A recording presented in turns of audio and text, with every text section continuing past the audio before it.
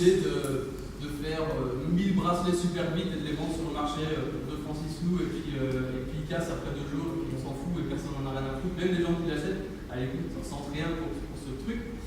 Et ça, pour moi, c'est pas de l'artisanat, c'est juste aller vite, c'est juste faire les trucs parce qu'il faut et parce qu'on n'a pas le choix, et voilà. Mais à côté de ça, on peut aussi faire 10 bracelets vraiment bien, où on va mettre son cœur, on va mettre vraiment son talent, on va mettre vraiment ce qu'on a envie de mettre. Et ça, c'est des bracelets qui vont durer beaucoup plus longtemps et que les gens vont être contents d'acheter, de mettre sur eux, etc. Donc ça, c'est un peu, pour moi, la définition de l'artisanat. C'est vraiment mettre son cœur dans ce qu'on fait. Et c'est vraiment d'avoir un goal, c'est de faire quelque chose qui est propre et qui est solide. Et ça s'applique aussi pour le code. Alors vous êtes tous en train d'apprendre à faire le code. Je me trompe? Je me trompe? Ouais, j'entends bien un peu. D'accord. Vous êtes tous en train d'apprendre à faire du code. Jusque maintenant, est-ce que vous aimez ça? On a un global, oui, plus ou moins, c'est pas encore tout à fait sûr. Ok. En tout cas, je vous souhaite que ça continue, parce que c'est chouette, moi j'aime bien. Et donc pour le code, en fait, il y a un mouvement qui s'appelle le software craftsmanship, c'est-à-dire l'artisanat du développement de logiciels. Et qui représente exactement la même chose que de faire un bracelet, que de faire des peintures, que de faire un peu tout ça. C'est-à-dire c'est des gens qui se mettent à fond dedans et qui font ça bien, et qui font ça parce qu'ils ont envie de le faire, et qui font ça parce qu'ils ont vraiment envie de mettre leur âme dedans. Et ils essaient de faire du code qui est solide, qui est propre, qui est maintenable et qui est robuste sur le long terme. Et tout ça, c'est un peu vague. Enfin, ça veut dire tout et rien en même temps. Donc, c'est ça que je vais essayer d'expliquer un peu ce que ça veut dire du code propre et du code solide, du code qui représente quelque chose. Et si vous tapez software craftsmanship maintenant sur Google, vous allez trouver plein de documents, plein de manifestos, plein de trucs qui expliquent que pour être un artisan du code, il faut suivre les dernières tendances, il faut faire exactement toutes les dernières techniques, tout ce qui est vraiment important, de savoir tout ce qui vient de sortir et de suivre tous les derniers patterns à la mode, etc. Alors c'est pas vrai. Le principe de l'artisanat du code, c'est vraiment de faire de son mieux pour faire du bon travail. C'est tout. Et je crois que c'est valable pour n'importe quel artisanat. En ce qui me concerne, quand je fais des présentations, pour moi le plus difficile c'est de savoir comment commencer. Comment démarrer un peu, comment introduire le sujet. Et donc je vais raconter une histoire, parce que le plus simple en fait, pour expliquer pourquoi j'ai écrit ça et comment c'est arrivé dans ma tête, le plus simple c'est que je vous raconte l'histoire de comment ça arrive. Et en fait comment c'est arrivé, c'est basé sur de la frustration. Simplement parce qu'il y a quelques mois j'étais à un hackathon. Je pense que vous savez tous ce que c'est un hackathon. Ok, super. Et dans le hackathon, le principe c'était on vous donnait un drone. Et moi je suis développeur mobile, je fais des applications Android, donc voilà, on nous a donné un drone, on nous a dit qu'il faut faire une app en intégrant le drone. Donc dans l'app, il faut contrôler le drone et il faut résoudre un problème avec ça. C'était le principe. Et ok, super, on va intégrer un drone dans une app, c'est génial, c'est fabuleux. Et justement, le constructeur du drone, que je ne nommerai pas, je suis pas de marque, le constructeur du drone fournit un SDK. Donc un SDK, c'est une librairie que le constructeur fournit pour pouvoir justement intégrer sa technologie dans une application. Et le SDK, j'ai essayé de suivre la documentation, j'ai fait ce qui était marqué dans la documentation, et ça ne marchait pas. Et j'ai suivi toutes les instructions, et ça ne marchait pas. Et j'ai passé des heures et des heures à essayer de comprendre pourquoi ça ne marchait pas, et ça ne marchait pas, parce que je ne comprenais pas. Et la documentation, c'est ça. Alors déjà, ça commence fort, parce que c'est tout petit, parce que justement, ça rentre pas dans l'écran. C'est énorme, c'est gigantesque, on ne sait pas où on va regarder, et là, c'est juste le code pour faire décoller le drone. C'est tout ce que ça fait, et encore, il n'y a pas le code pour se connecter dessus. Ça, c'est juste la commande qu'il faut envoyer au drone pour décoller. C'est extrêmement compliqué, c'est pas clair, c'est un peu le bordel, et la partie comique, c'est que j'ai recopié ça exactement, et ça marchait pas. Donc, ça m'a frustré. À la fin du hackathon, j'ai dû partir, je n'avais pas le temps de rester jusqu'au bout, j'ai pas pu continuer, et je suis resté sur un fail, et ça m'a vraiment frustré à l'intérieur. Je me suis dit, mais pourquoi est-ce que ça marche pas? Donc j'ai demandé, est-ce qu'on peut me prêter le drone? J'ai envie de continuer de mon côté, parce que ça m'énerve tellement, je veux comprendre pourquoi ça marche pas. Pourquoi ça marche pas? Il y a des machins qui sont entourés en rouge, vous voyez. En fait, ça, le AR Drone 3, c'est un type de drone qui fonctionne via la même SDK, mais ce qui n'est marqué nulle part dans la documentation, c'est que le constructeur fournit plusieurs types de drones différents. Et que pour chaque type de drone, il fallait changer ce type-là. Mais partout.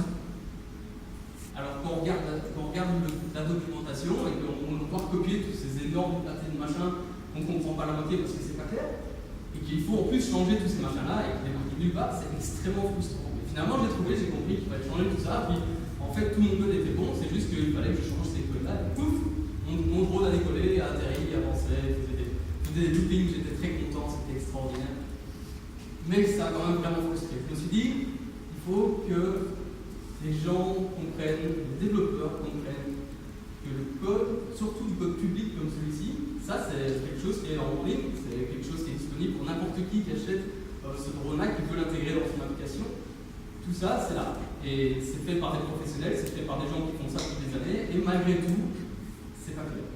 Donc je me suis dit, si eux ils ne savent pas, ou si eux ils n'ont pas fait suffisamment d'efforts pour que ça soit clair pour le public, ça serait peut-être bien de faire un rafraîchissement un petit peu pour comment est-ce qu'on pourrait rendre ça plus clair, comment est-ce qu'on pourrait faire en sorte que ce soit plus partageable, plus facilement compréhensible. Pardon? On va en parler. Je rappelle que ça, c'est de la documentation. Donc ça, c'est des exemples de code qui se trouvent sur la page de documentation. D'un point de vue commentaire, il y en avait un paquet, juste à côté. C'est tout un bloc d'explications sur ce qu'il fallait faire, etc. Et malgré ça, c'était pas suffisant. Mais ça va venir. C'est une bonne remarque. Donc, ça, c'est juste le pourquoi. Le pourquoi j'ai voulu un peu passer ce message-là, et je me suis dit que ça pourrait être intéressant pour vous qui commencez à écrire du code, à apprendre justement à écrire tout ça. J'espère que tout ce que je vais raconter après, ça va vous aider à réfléchir un peu à comment vous allez écrire votre code. Alors, je vous préviens, vous allez voir des exemples de code. Ne vous tracassez pas parce que tout ce que je vais expliquer n'est absolument pas lié au type de langage de programmation qu'on utilise. C'est tout à fait valable pour n'importe quel type de langage de programmation. Donc pour le moment, ça, c'est du Java. Là, en particulier, c'est du Java. Quelques exemples de code que j'ai, c'est en Kotlin. Mais vous faites du JavaScript, je pense, beaucoup, du PHP, ce genre de choses. C'est pareil, ça marche pareil, ça fonctionne exactement de la même manière. Ça va être très abstrait comme truc. Soyez prêts. Voilà. Donc, la grande question, comment est-ce qu'on fait pour écrire du code qui fait du sens? Comment est-ce qu'on fait pour écrire du code robuste? Comment est-ce qu'on fait pour que ça marche, pour que ce soit compréhensible? Donc, d'abord, la première règle pour moi, c'est que le code que vous écrivez maintenant, il doit rester compréhensible, même dans 6 mois. Donc, si 6 mois plus tard, vous revenez dessus, il faut que vous puissiez continuer à comprendre ce que c'est. Je ne sais pas pour vous, mais moi j'ai une mémoire assez limitée, genre limite poisson rouge et demi par là. Moi, je reviens 6 mois plus tard dans un truc que je n'ai pas touché pendant plusieurs mois, et je ne sais plus comment ça marche, donc si c'est mal écrit, je vais patauger. Et ça, c'est pas terrible pour la productivité, c'est pas terrible pour vous. Donc ça, pour moi, c'est important. Il faut que le code soit compréhensible. Longtemps. Il faut que le code soit partageable. C'est-à-dire que c'est très bien si vous comprenez, mais ce serait encore mieux si d'autres le comprennent aussi. Quand vous écrivez le code, ce serait bien que vous ne pensiez pas qu'à vous, mais aussi à tous les autres qui potentiellement vont mettre leur main dedans. Il faut que ce soit robuste, que ce soit solide, donc ça veut dire que le code va répondre aux problèmes posés, mais aussi va pouvoir répondre à l'avalanche de conneries qu'un utilisateur final peut faire. Et croyez-moi, c'est ce qu'on appelle, en anglais, c'est ce qu'on dit idiot-proofing code. En gros, c'est rendre un code qui est solide face aux idées. Les gens font n'importe quoi, surtout sur du web. Alors, le web, c'est extraordinaire parce que vous allez devoir affronter les nombreux navigateurs différents. C'est génial, c'est un monde absolument fantastique. Et les utilisateurs, c'est encore mieux. Parce que eux, en plus du navigateur qui fait déjà pas mal de conneries, en soi, les gens font encore plus de conneries au-dessus. Donc c'est juste que du bonheur. Donc pensez au fait que voilà, tout ça, il faut y réfléchir, il faut faire en sorte que ça marche pour tout ça. Il faut que ce soit propre aussi. Propre, je vais un peu essayer d'expliquer ce que ça veut dire du code propre, mais globalement, il faut que le code soit lisible. C'est vraiment le but. Et compréhensible et lisible, c'est pas spécialement toujours aussi évident que ça puisse paraître, mais c'est vraiment important. Et ça, en bonus, si le code est réutilisable, c'est encore mieux. Donc si jamais, et ça c'est une règle que vous pouvez noter, que vous pouvez retenir, si vous écrivez 2 fois la même chose, dans le même bout de code quelque part, même si c'est dans 2 fichiers différents, ça veut dire que vous pouvez le partager et vous pouvez le réutiliser d'une certaine manière, systématiquement. Donc regardez bien, si vous faites 2 fois la même boucle, si vous faites 2 fois le même morceau de code qui se ressemble extrêmement fort, pensez à comment est-ce que je pourrais faire en sorte que ce truc-là, je n'écrive qu'une seule fois et que je le réutilise à 2 ans, ou à 3 ans, ou à 10 ans. Donc pour moi, ça c'est un peu la définition du code réutilisable. Il y en a d'autres. Il y a d'autres trucs, mais ça c'est un peu les points pour moi qui sont les plus importants pour faire du code qui a vraiment du sens. Petite pause là, c'est important de se rappeler. Il est mignon le petit chien.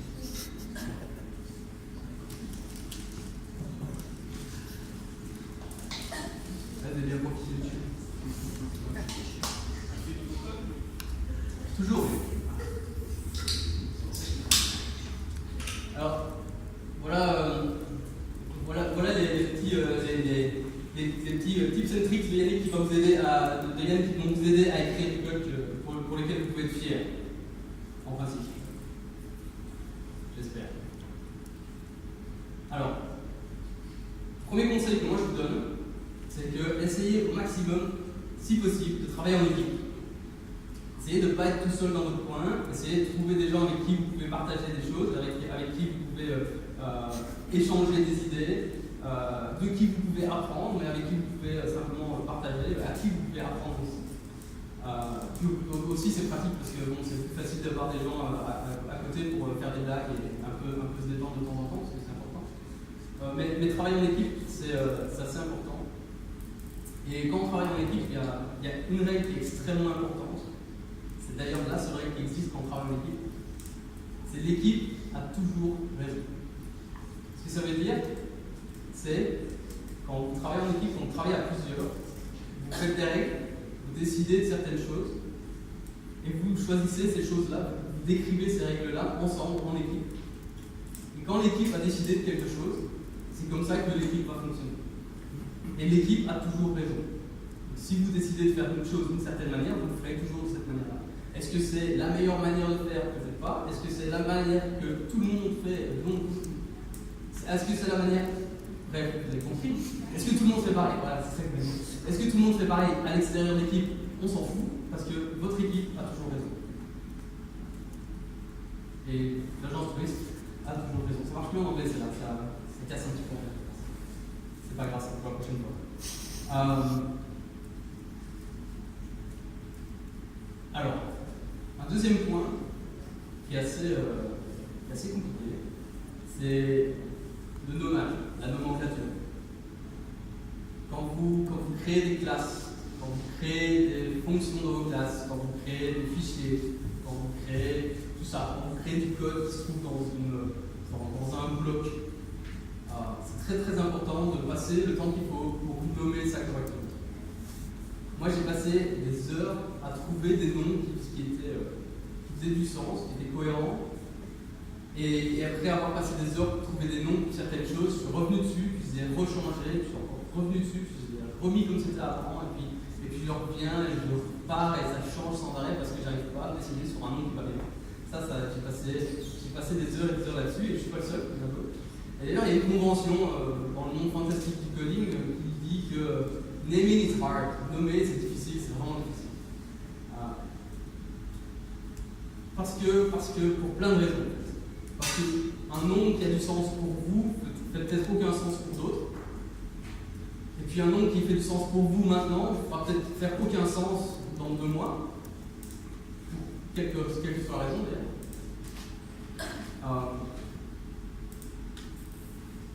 Et aussi, même si le nom fait du sens maintenant et même plus tard, pour vous et pour d'autres, peut-être que ça ne colle pas avec d'autres objets ou d'autres principes qui sont déjà dans le code à l'heure actuelle et qui ont déjà une nomenclature bien spécifique. Par exemple, on a un exemple assez simple. Quelque chose, donc prenons, vous savez tout ce que c'est un objet. Oui. Ouais.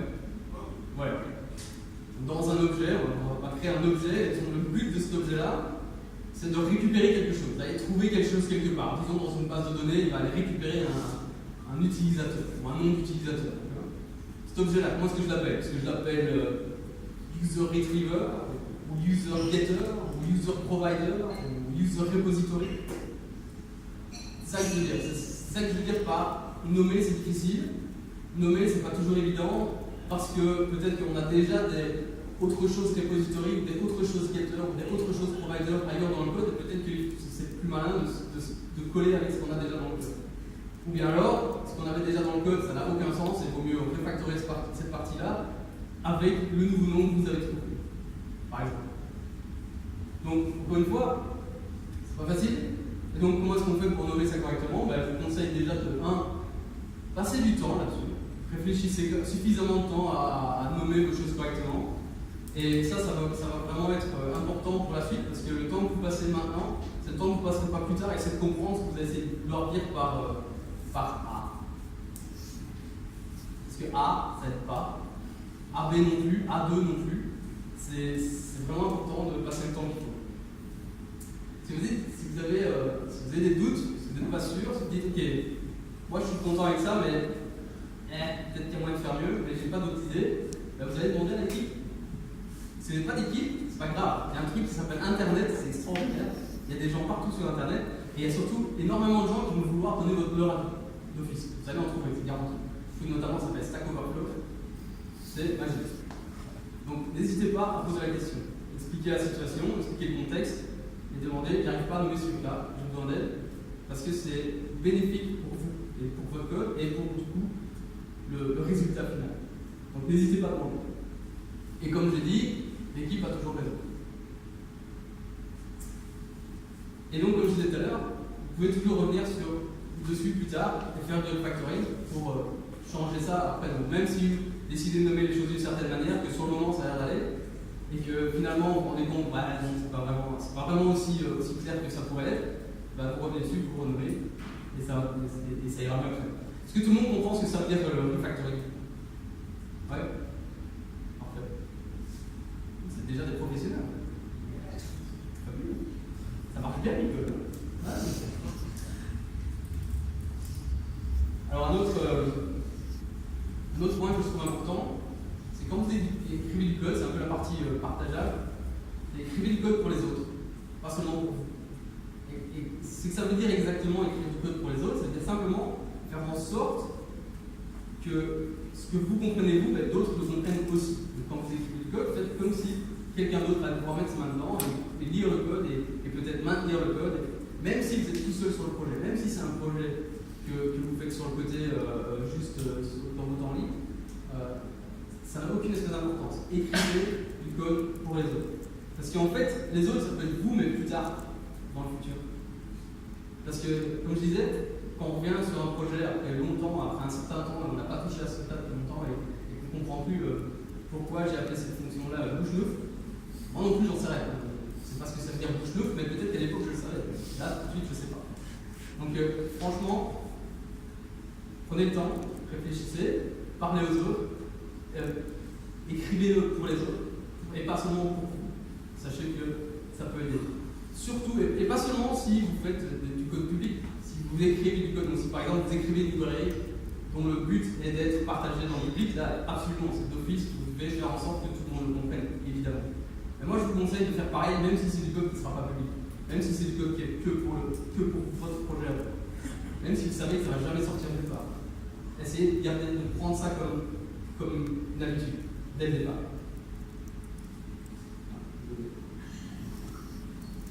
Non, c'est vraiment important. Ça me paraît fun. Des plus jeunes. Alors, là on commence à rigoler.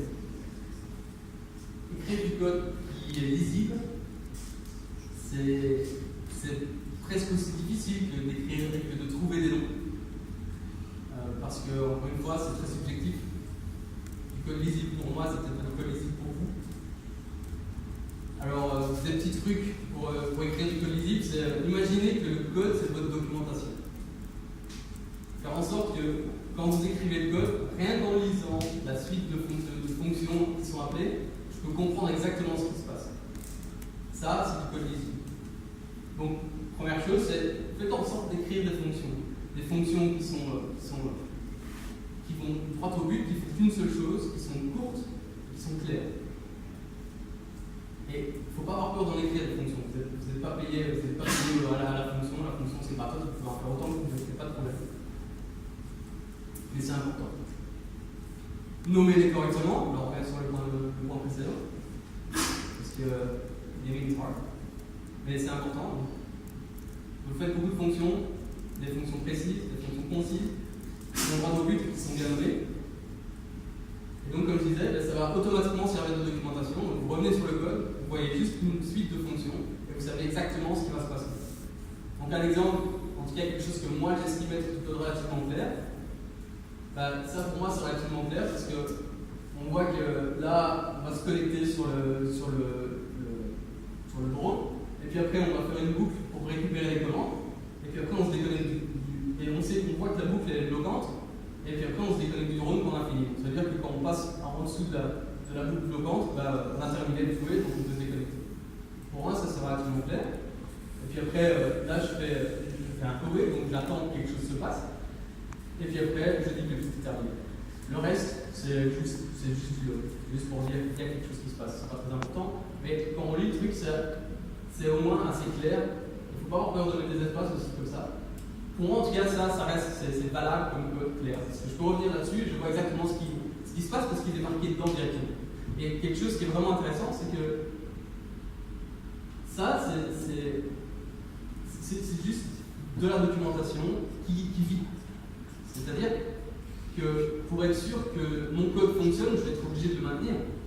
Et du coup, je vais être obligé de maintenir la documentation naturellement. J'en reviens justement la documentation, on a parlé un petit peu, tu disais tout à l'heure qu'il fallait mettre de la documentation des commentaires. Moi, je vous dis, faites attention avec les commentaires en fait, justement. Le gros problème avec les commentaires, c'est que 9 fois sur 10, ils sont complètement inutiles. Et en plus, souvent, ça tend vers de la mauvaise compréhension, ou bien ça peut faire en sorte qu'on ne comprenne plus exactement ce qui est vrai.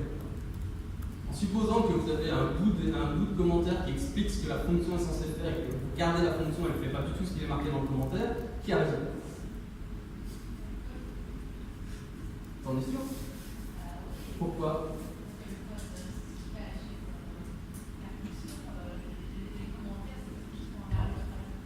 Oui.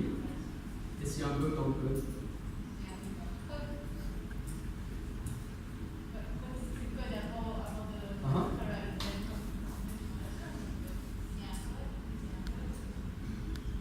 Le problème, c'est que tu ne peux pas le savoir.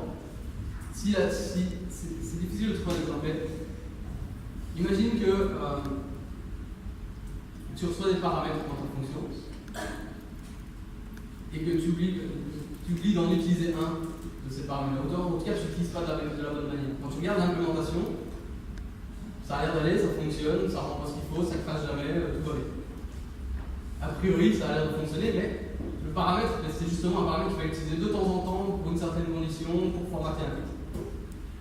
Et le commentaire, il explique ouais, mais il faut utiliser le paramètre pour formater le texte correctement en fonction de cette condition-là, mais en fait, tu l'utilisais pas. Parce que là, tu n'as pas de bug, tu ne vois pas. Quand tu lis tout le truc, le code est correct. Mais le commentaire était plus correct.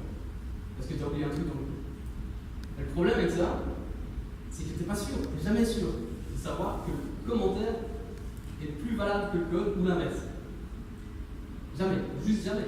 Même si ce que tu dis est sensé et logique, tu ne peux absolument pas garantir. C'est pour ça que je dis, faites attention. Vraiment, moi je suggère d'éviter les commentaires autant que possible. Faites du code clair, nommez votre code correctement, passez le temps pour nommer votre code correctement et vous n'aurez jamais besoin d'écrire des commentaires. En tout cas, je vous le souhaite. sauf si vous écrivez une API publique, ou si vous écrivez une librairie par exemple. Dans ce cas-là, il faut vraiment passer du temps sur la documentation pour ne pas me frustrer moi qui vais utiliser votre API publique. Parce que j'aime pas être frustré. Que ce n'est pas clair. Mais globalement, un exemple, ça c'est un commentaire qui ne sert à rien. Parce que ça, c'est une fonction qui s'appelle getUIListener et il est marqué ça renvoie le UI listener.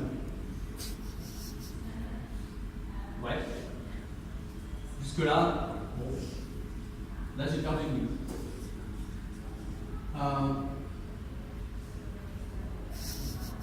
Là, c'est clair, enfin, voilà, c'est un exemple. Voilà. Cette fonction, le but, c'est de calculer la différence entre deux chiffres. Et ça calcule la différence entre deux chiffres. Ici, la fonction s'appelle malus. Théoriquement, on peut deviner quand même plus ou moins ce que ça fait. Et en lisant le code, c'est relativement clair aussi. Je crois qu'on n'a pas besoin s'il y a des cas. En bonus, ça c'est différent. Vous avez remarqué ou pas? Non? Ouais.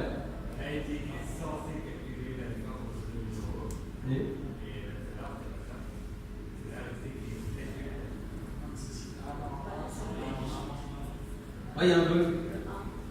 J'ai fait une connerie, j'ai pas utilisé B, c'est un peu l'exemple que je disais tout à l'heure, j'ai pas utilisé B, j'ai fait A-A parce que j'ai eu un problème, j'ai bugué, et puis voilà ce qui s'est passé. Et là en fait, le commentaire est correct, mais le code n'est pas. En disant que c'est un cas extrêmement simple, et ça peut arriver dans les cas un peu plus compliqués où le commentaire a raison et pas le code. Alors ça c'est juste là. Ça peut rien dire, je ne comprends rien, le nommage est dégueulasse, on ne sait pas pourquoi 4, on ne sait pas ce que c'est other thing, on ne sait pas pourquoi this is the only way. En gros, ça, il n'y a rien qui est bon. Le nommage est dégueulasse, le code, le commentaire ne sert à rien, il y a des magic numbers, c'est juste un fact. Voilà. Donc ça, c'était pour les commentaires. Pas nécessaire. Écrire du code clear, propre, pensez au nommage, ça se passe. Aussi, faites attention au warning. Alors, ça fait longtemps que je n'ai pas fait de PHP, mais si vous utilisez un éditeur suffisamment récent ou décent, en principe, quand vous écrivez du code, déjà s'il y a des trucs qui sont faux, il va le souligner, il va dire ah, c'est pas bien, il y a des erreurs. Vous voyez, ne trompe pas. Non? Ok. Mais parfois aussi, il va souligner des trucs, il va dire ça, fais gaffe, c'est un warning. Ça va pas casser le code, ça va pas vous empêcher de continuer à faire fonctionner le truc, mais il dit hey, il y a peut-être un truc qui va foirer ici. Alors moi je vous conseille de faire gaffe à ça. Parce qu'en général, s'ils affichent un warning, c'est qu'il y a une raison. Et que il y a des gens quand même qui ont écrit l'éditeur, qui ont écrit le compilateur, qui ont écrit l'interpréteur et qui ont pris du temps pour mettre en place le système qui affiche des warnings. Et s'ils ont fait ça, s'ils ont passé tout ce temps-là, c'est qu'il y avait une bonne raison pour le faire. Donc moi je vous conseille sincèrement de faire gaffe à ça. De vraiment voir, tiens j'ai des warnings dans mon code, je préférerais ne pas en avoir. Donc moi je vous dis, si vous avez des warnings, essayez de les faire disparaître. Même s'ils paraissent bêtes, faciles à régler, en fait, raison de plus, s'ils sont faciles à régler, réglez-les tout de suite, ne les gardez pas. Si c'est plus compliqué à régler, je vous conseille sincèrement de passer un peu de temps pour réfléchir à comment est-ce que je peux faire pour ne plus avoir ce warning-là. Parce que moi je peux vous garantir qu'un warning, un jour ou l'autre, ça va revenir sur le coin de la figure, quand vous ne vous y attendez pas du tout. Vous allez vous demander mais pourquoi ça marche plus. Alors que l'éditeur, il vous l'a dit depuis le début, il a dit ici, il y a des fois où ça va foirer. Donc vraiment, faites gaffe au warning, ça peut être intéressant de faire attention à ce qui se passe. Alors, je ne dis pas que c'est tout le temps facile de les enlever, ou que c'est tout le temps absolument nécessaire de les enlever. Donc si vous les gardez, assurez-vous que vous comprenez exactement ce que ça veut dire et les conséquences potentielles que ça peut apporter. Parce que simplement, c'est intéressant de voir si ça pète, pourquoi ça pourrait péter, ou alors être sûr de ouais, non, mais si je suis sûr et certain que ça peut jamais arriver. Et pour être sûr et certain que ça peut jamais arriver, il y a des techniques, on va en parler un petit peu. Puis il y a un autre truc sympathique. Donc tout ça, je parle de warnings qui sont basés sur la syntaxe du code, essentiellement. Donc vous écrivez les choses d'une certaine manière, vous dites ouais, mais non, ici, ça va peut-être pas marcher parce que tu essayes d'assigner tel type de variable dans un autre type de variable et ça marche pas comme ça. Mais il y a aussi des trucs qui s'appellent, des outils qui s'appellent les lint. Est-ce que quelqu'un a entendu parler de lint? Ouais? Ouais, il y a quelqu'un, c'est cool. Est-ce que vous l'utilisez déjà? Cool, très bien. Donc, en gros, pour ceux qui ne savent pas, lint, c'est des outils qui sont basés pas seulement sur la structure ou la syntaxe du langage, mais qui sont basés sur la façon d'écrire le code. Donc en gros, ça va analyser le code tel qu'il est écrit et ça va extrapoler des éventuels problèmes qui pourraient arriver en fonction de comment vous avez écrit ce code-là. Donc ça va un cran plus loin. Et encore une fois, avec les éditeurs actuels, vous pouvez déjà décider de mettre en place des règles lint dans votre éditeur qui font que ça va automatiquement afficher des warnings basés sur ces règles-là, ou bien ça va carrément bloquer le truc comme si c'était une vraie erreur. Donc ça c'est pratique parce que du coup, ça va vous montrer, tiens, ici syntaxiquement c'est bon, mais ce truc-là ça va péter, c'est garanti parce que X, Y, Z.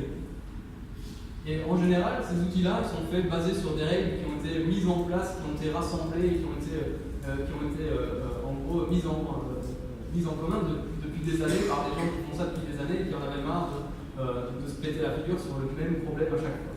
Donc les outils lint, ça existe pour tous les langages, vous n'avez aucune excuse. Pour la plupart des éditeurs ont ça directement intégré, donc je ne sais pas si vous utilisez WebStorm ou PHP Storm, il y a des